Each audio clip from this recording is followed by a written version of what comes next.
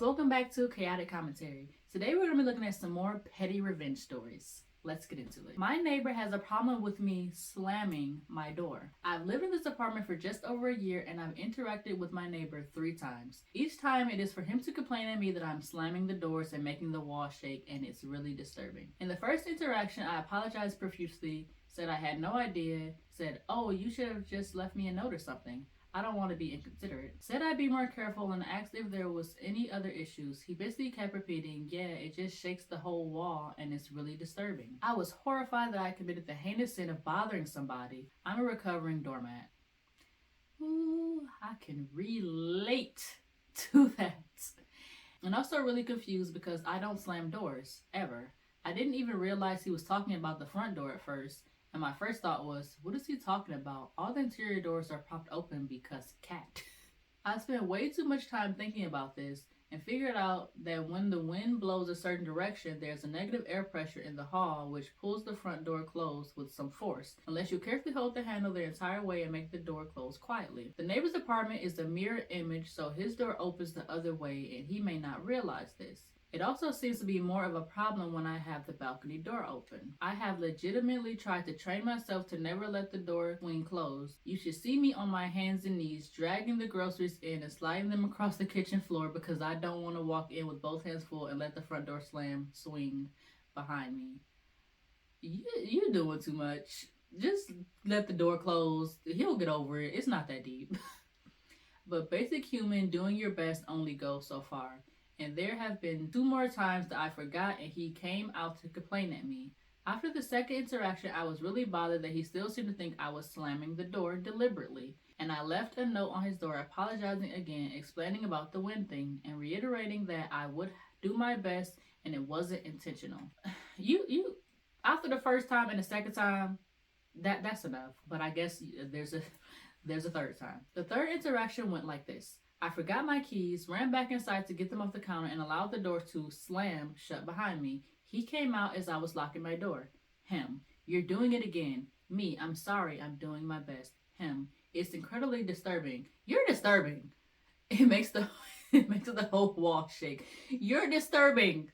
Leave people alone. It's not that deep. I understand it was like all day, every day, constantly just slamming. Jeez. Me, "I'm doing my best. What more do you want me to do?" Him, "Stop slamming the door." He went back inside and I yelled after him, "You know it's not on purpose, right? You know it's the wind." I am a little oversensitive to people telling me that my best isn't good enough. My neighbor does not appreciate my efforts, so I will no longer be making any. You shouldn't have after the first time. Like, if it's clearly the wind and then you can't control the wind. What are you, God? Jeez. As of yesterday, I've started letting the door swing itself closed every single time. I may even be opening my balcony door ahead of time, and I think the dog needs a few extra walks today.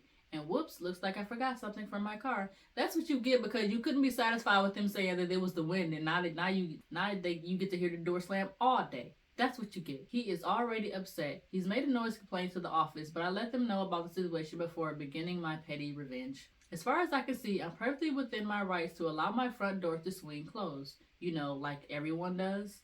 And that's what I'll be doing until he apologizes for being an ungrateful perfectionist jerk, or until I move out in February. And on that note, it's time to take the dog out again. That's so funny. What are you so mad for? Next story. If you let your dog run into an elevator as soon as the door opens, be prepared for my dog to commit petty revenge. How does a dog commit revenge? There are a lot of dogs in my apartment building, and we have an elevator. This one guy has this small terrier, probably 7 or 8 pounds. He always lets the dog run into the elevator, even when there's people inside trying to get out.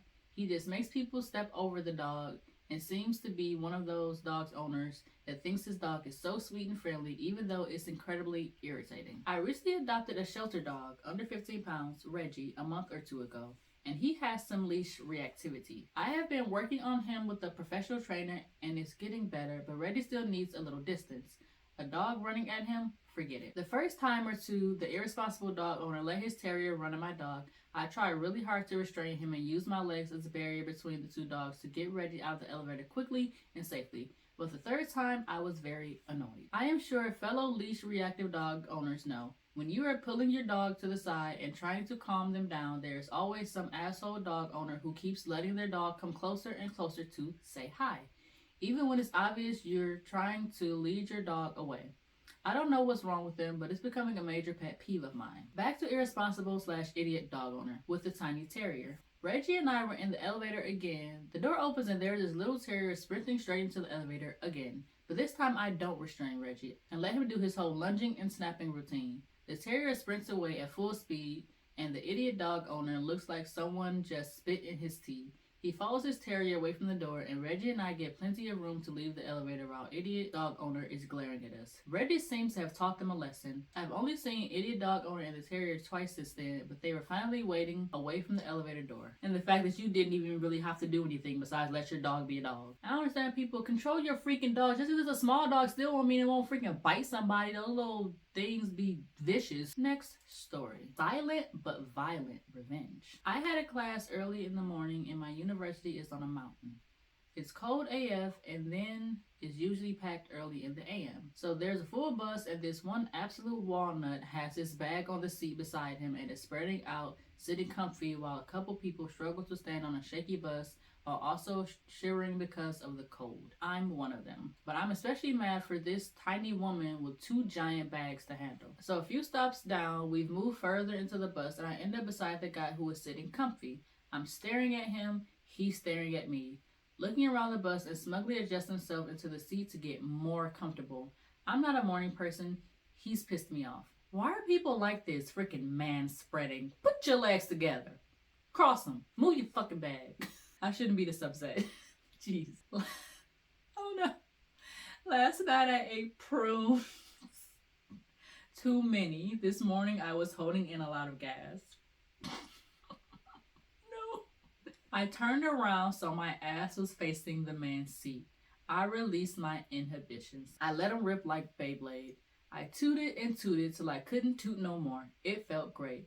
This was my way of showing solidarity with the poor woman who struggled to stay standing and wasn't offered the extra seat. TLDR, I farted on this guy's face because he was hogging up an extra seat in the bus for no reason.